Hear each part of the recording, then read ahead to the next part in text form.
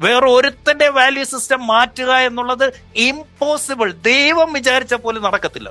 നമ്മളുടെ ഓഫർ ഇവിടെ നിൽക്കുകയാണ്. ഇതാണ് നമ്മൾ മുന്നോട്ട് വെച്ചിരിക്കുന്ന ഓഫർ.